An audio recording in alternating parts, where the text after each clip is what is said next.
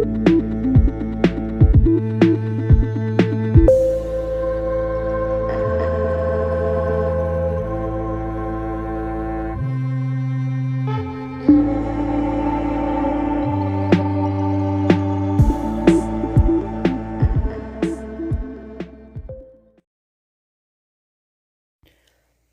اللہ الرحمن الرحیم۔ السلام علیکم دوستوں، آپ دیکھ رہے ہیں ورلڈ انفارمیشن چینل۔ آج جو ویڈیو ہم دیکھنے والے ہیں اسے دنیا کا سب سے پہلا طب کا ڈاکٹر کہا جاتا ہے، تو ہمارے ساتھ بنے رہیے ویڈیو کے اینڈ تک۔ یہ بات ہے اس دور کی جب یونانی دیومالا میں اسکلوپس اپالو کا بیٹا تھا۔ رفتہ رفتہ اس نے اپنے باپ کے فن مسیحی میں ایسا کمال حاصل کیا کہ وہ ڈاکٹروں کا سب سے بڑا سرپرست سمجھا جانے لگا۔ اسکلوپس کا عصا طب کے پیشے کی علامت بن گیا۔ قدیم یونان میں اس کے اعزاز میں مندر تعمیر کیے گئے، جہاں مریض اور اپاہج لوگ مینڈے یا سور کی قربانی دے کر اپنی صحت یابی کے لیے دعا مانگتے تھے۔ ان مندر کے پجاریوں نے پجاری ڈاکٹروں کی ایک تنظیم قائم کی۔ یہ تنظیم اپنے وقت میں بڑی ہی زبردست سمجھی جاتی تھی۔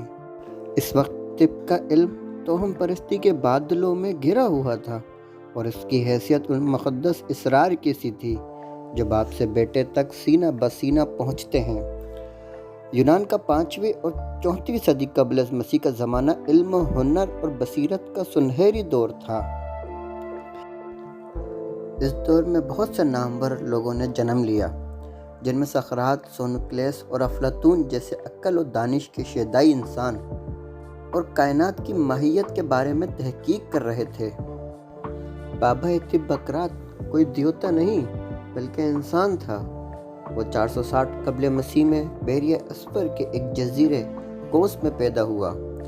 اس کی زندگی کے ہمیں بہت کم حالات معلوم ہیں۔ رواج کے مطابق اس کے باپ نے اس کو فن طب کے اسرار و رموز سکھائے۔ غالب گمان یہی ہے کہ اس کا باپ کوس کے عظیم الشان مندر کے ڈاکٹروں کی تنظیم کا رکن تھا۔ اس کے اساتذہ میں ویمکراتیس بھی تھا، جس نے علوم ماہیت، ریاضی، فلسفہ اور فنون لطیفہ حاصل کرنے کے لیے تمام دنیا کا سفر کیا تھا۔ اس طرح بقراط کو اپنی ذہنی نشوونما کے لیے بہترین بنیاد نصیب ہوئی۔ اپنے استاد کی طرح بقراط نے بھی اس بنا تاریخ کے عظیم مراکز علوم کا سفر کیا۔ وہ ایتھنز گیا، جہاں اس نے کئی سال تک طب پڑھائی اور لوگوں کا علاج کیا۔ بقراط نے اس بات پر بہت زور دیا کہ ڈاکٹر کو مریض کا مطالعہ کرنا چاہیے، صرف مرض کا نہیں۔ صحیح تشخیص کے لیے مرض کی حالات، اس کے روزمرہ معمول، پیشہ، اس کے خاندانی پس منظر اور اس کے ماحول کے بارے میں ہر بات معلوم ہونا ضروری ہے۔ اس کے خیال میں فطرت خود سب سے بڑی مسیحا ہے، اور ڈاکٹر کا کام صرف شفا کے عمل میں فطرت کی ہر ممکن مدد کرنا ہے۔ اس کے علاوہ ڈاکٹر کی حتمی تشخیص اس کے ممتاز مشاہدے کی بنیاد پر استوار ہونی چاہیے۔ سقراط نے انسانی رویے اور فلاح کی توجیہات میں پیش کیے جانے والے بیشتر کلیے رد کر دیے، لیکن اس نے نظریہ اخلاق کو تسلیم کیا جو اس کے وقت رائج تھا۔ اس نظریے کے مطابق انسان کا مزاج بلغمی، کثیر الدم یا سوادی ہوتا تھا، اور اس کا انحصار جسم میں سرد، گرم، خشک اور مرطوب مزاج کے سیالوں کے اختلاط پر ہے۔ ان جسمانی خلیوں میں سے کسی ایک کی بھی غیر معمولی کمی زیادتی کا نتیجہ غیر صحت مندانہ رویے، خراب صحت اور یہاں تک کہ موت کی شکل میں بھی سامنے آ سکتا ہے۔ ڈاکٹر کا یہ فرض ہے کہ وہ جسم کے اندر موجود ان تمام خلطوں کے توازن کو نہ صرف بحال کرے بلکہ قائم بھی رکھے۔ اگرچہ بقراط کیمیا کا عالم نہیں تھا، لیکن وہ ایسے حقائق کے بیچ بو گیا جن کے پھلنے پھولنے میں 2000 سال سے زیادہ کا عرصہ لگا۔ قدیم یونانیوں کے ہاں مردہ جسم کی چیڑ پھاڑ کی سختی سے ممانعت تھی۔ نتیجے کے طور پہ انسانی جسم کے اعضاء کی ساخت، ان کے افعال اور مختلف امراض کی حقیقت کے بارے میں ان کی معلومات فرسودہ تھیں۔ اس کے باوجود ہڈیوں کی شکستگی اور موچ کے بارے میں بقراط سے جو رسالہ منسوب کیا جاتا ہے، اس میں ہڈیوں، رگوں، ریشوں، عضلات اور نسوں کی ساخت اور فعال کے متعلق علم کی جدت حیرت انگیز ہے۔ یونانی صحت جسمانی کو بہت اہمیت دیتے تھے، اسی لیے سخت ورزشوں کے دوران میں لگنے والی چوٹوں کا علاج بھی طب کے پیشے کا معمول بن گیا۔ ہڈی کی شکستگی اور موچ کی تشخیص اور علاج کے بارے میں اس نے جو ہدایت دی ہیں، ان میں پٹیاں اور پاؤں پہ لکڑیاں باندھنے کے طریقے بھی شامل ہیں۔ ان سب ہدایت کی ہمارے زمانے کے طور طریقوں سے ہم آہنگی دیکھ کر تعجب ہوتا ہے۔ میدان جنگ میں یونانی فوجوں کے ساتھ ڈاکٹر بھی ہوتے تھے جو مریضوں کی دیکھ بھال اور زخمیوں کی جراحی کرتے تھے۔ امکان غالب ہے کہ بقراط نے بھی کچھ عرصہ فوجی جراح کی فرائض انجام دیے ہوں، کیونکہ اس کے رسالے کے ہر جملے سے ظاہر ہوتا ہے کہ مصنف کا علم تکنیکی مہارت اور تجربے کا حاصل ہے۔ اس کی تحریروں میں زخموں کی دیکھ بھال اور علاج کے بارے میں قابل عمل ہدایت ہیں۔ ایسٹر سے بہت پہلے زخموں کی جراثیم سے تطہیر کی ضرورت کو تسلیم کیا جاتا تھا، اگرچہ کسی کو اس کی وجہ معلوم نہیں تھی۔ بقراط نے آپریشن تھیٹر اور آلات جراحی کی تیاری اور ان کی تطہیر کے لیے واضح ہدایت دی تھی۔ زخموں کا منہ پٹیوں کے ذریعے بند کرنے سے پہلے زخموں کو بہت احتیاط سے صاف کرنا ضروری ہوتا تھا۔ پھر دوائی کے طور پر استعمال ہونے والی جڑی بوٹیوں کو ایک صاف پھائی کے ذریعے لگانا اور ڈھانپنا ہوتا تھا، اور پھر جس دوران میں زخم فطری طور پر بھر رہے ہوتے تھے، مریض کی غذا اور دیکھ بھال پر بہت زور دیا جاتا تھا۔ بقراط کے لیے شاید 20ویں صدی کے کسی بھی اسپتال کا ماحول اجنبی نہ ہوتا۔ 3 صدی قبل از مسیح میں سکندریہ کے عظیم الشان کتب خانے کے لیے بقراط اور اس کے شاگردوں کی طبی تحریروں کی تالیف کی گئی۔ یہ تالیف طب کے لیے سنگ میل حیثیت رکھتی ہے۔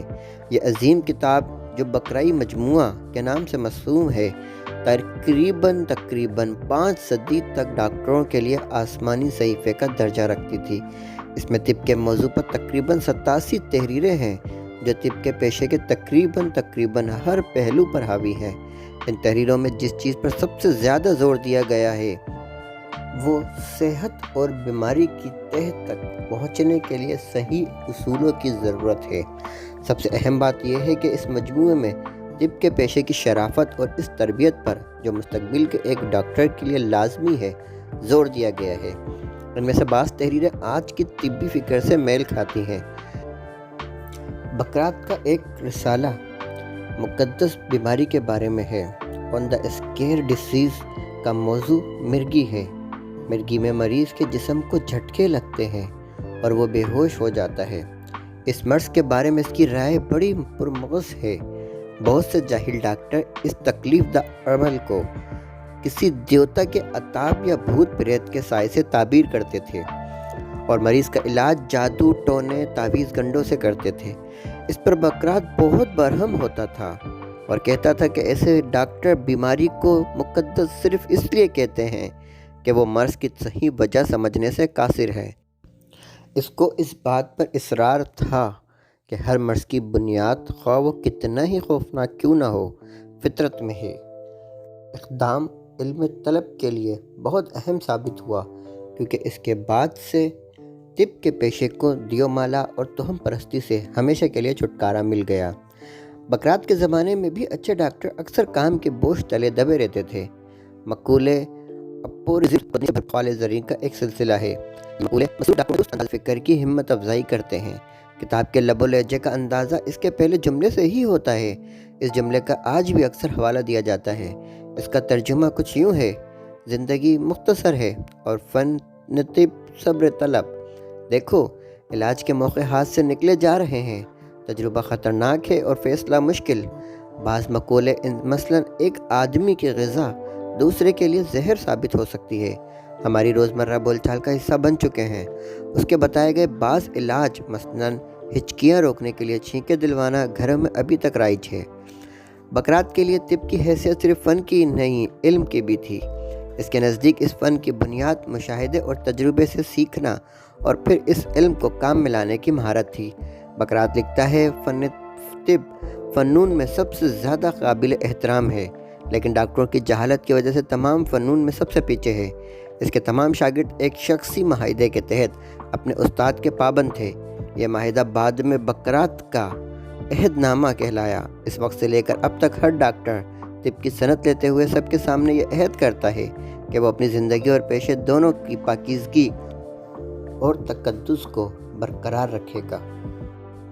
امید ہے آپ کو ہماری یہ تحقیق اور یہ ویڈیو پسند آئی ہوگی۔